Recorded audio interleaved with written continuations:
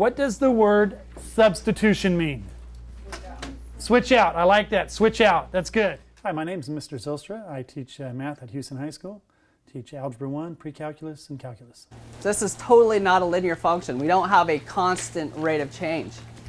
My name is Mr. Parker, Mr. Adam Parker, and I teach currently Advanced Algebra and Math 2, which is the second year of integrated math. Hi, I'm Mrs. Sanchez. I teach math at Hughson High School. I teach Math 1, Math 2, and a Math Strategies class.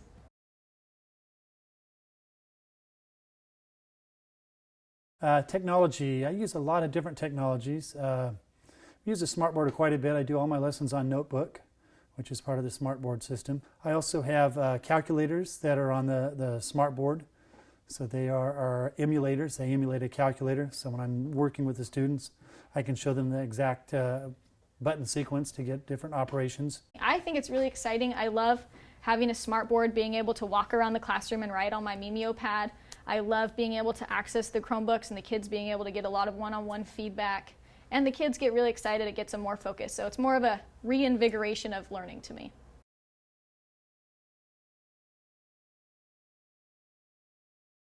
This year I'm starting to use the Google Classroom, which is new for me. I'm also putting up videos of the homework problems. We do select homework problems. So hopefully if a kid's stuck at home and not able to do something, they'll look up the videos and get a kind of a tutorial on that. We have a Google Classroom set up for every math class. And for this class, they go on, they click their assignment, they go to the link, they do their work as much as they can, they get as many points as they can, and then once they're done with that, they go and take a screenshot of their score that they did for the day, and they put the screenshot in the document and submit, and then I can look at it and give them a score based on how well they did that day.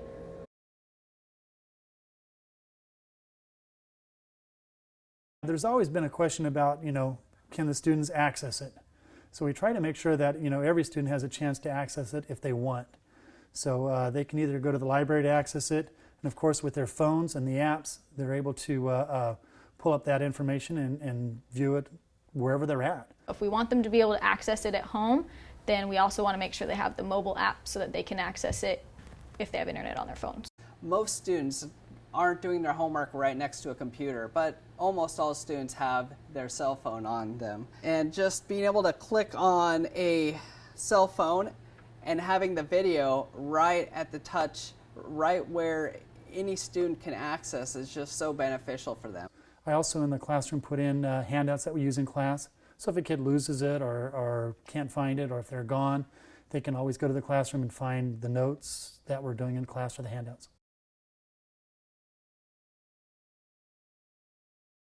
By going through and recording the videos in advance, it's really helping me to see what really the goals are for each module. And so it helps me as a teacher be able to scaffold student instruction and student learning to get them to those desired goals. And I had a couple of students just overhearing them saying how much they loved the classroom, and I thought they were talking about my classroom, but they were really talking Google Classroom. It allows me to have the kids be working on one side of the classroom and understand what to do to get the answers right or wrong. And if they get them wrong, it explains how to do it, so then they have immediate feedback of what to do, and if they're still uncertain, I can go over there and help them out on a one-on-one basis instead of just teaching the whole class. So it gives them a lot more one-on-one, and it gives them a lot more confidence because they get a great job or a wonderful whenever they get it right, and so they get really excited about it too.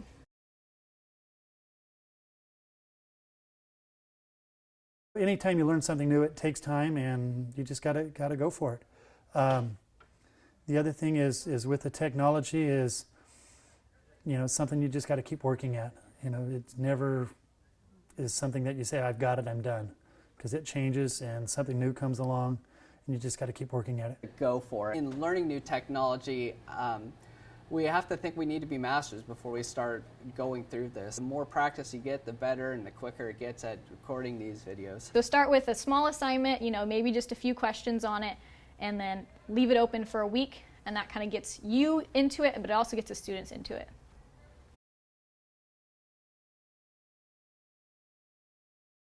Oh, wow.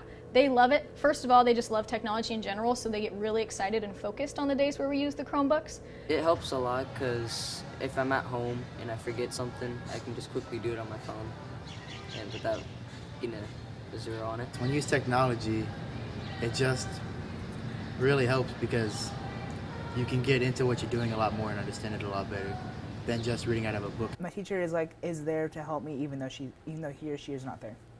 Since this one that I have is touchscreen and we go into iExcel and we're graphing, it's easier to use a touchscreen and like point the dots with my finger and connect the lines and everything.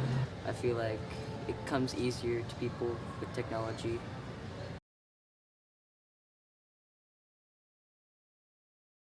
Because hey, the more math you know, the more opportunities, the more possibilities you have, the more things you can do with your life.